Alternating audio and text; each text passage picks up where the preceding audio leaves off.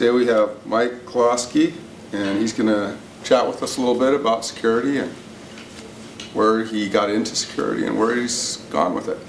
Thanks very much, Chris. I have what could be considered quite a diverse background. I started in 1978 with the Milwaukee Brewers, and this was during my college years. Ended up getting a degree in education, and then I thought I'd try something else, so then I became a police officer for 6 years. After walking the beat in 20 below weather on graveyard shift in the ghetto, I decided that was probably not my best course of action, and my wife and I pulled stakes and moved to San Francisco. As I waited for a department, I ended up running the World Series for the Oakland Athletics and got my first real lesson in risk management and disaster control during our 1989 Bay Bridge Series, where I had 200 employees at Candlestick. And as it being my first earthquake, I learned very quickly what disaster management is. And from there, I ended up with the San Jose Sharks. I opened San Jose's arena. I ran another World Series in between there. Became tired of that and decided to move to Portland, where I opened up the Rose Garden Arena and worked at Trailblazers.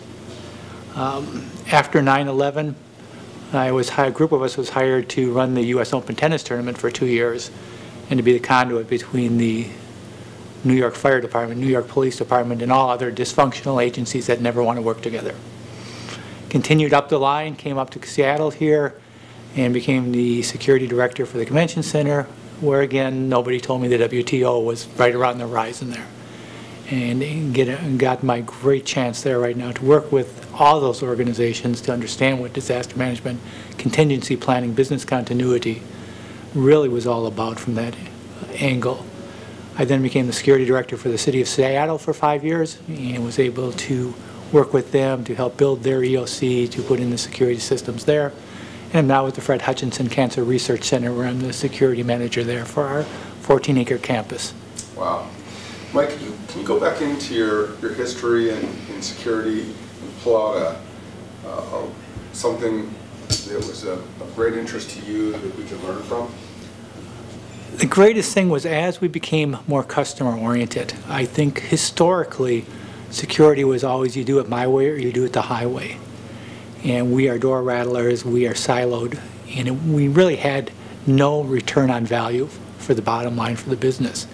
Once you became understanding that our customers, both internal and external, could make or break us, and that we were a very vital part of an organization, then it expanded doors humongously for our team. And we were able to go outside of what we normally did and become that value add that I think is just so greatly necessary in today's age. And so as we go forward in your history or in the middle there somewhere, is there a specific story that we could actually look at from that security perspective of either the city of Seattle or from now in the corporate environment, looking back at what's happening out there today? I think that we have struggled to accept convergence, and this is just my opinion with this, but I think a lot of us have had issues, and I think the industry, as we grow to a profession, has to be able to embrace that change. As we've heard before, we talk about convergence and we talk about the cloud and what happened. Well, it's already there, and we have to understand that. We may not like it, but we have to accept it, and to become a greater part of the value of an organization, we need to learn from it. We need to accept it and be able to work with it and understand that both have value, and when the two values are added together, it becomes holistic for the entire organization.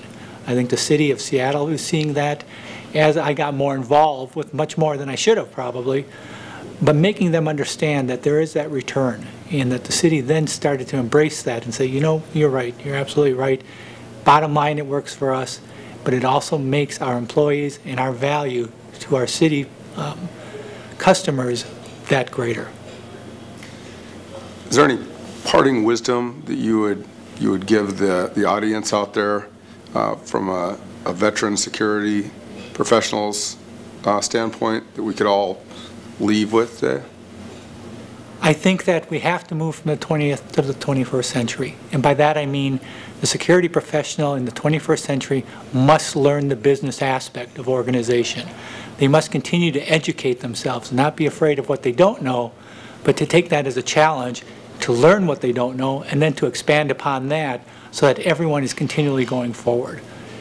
Many of my studies have really shown that the most successful person in the 21st century right now will be that person that embraces that change and is able to even expand upon that change to some places that have traditionally never been security, so that we can all succeed.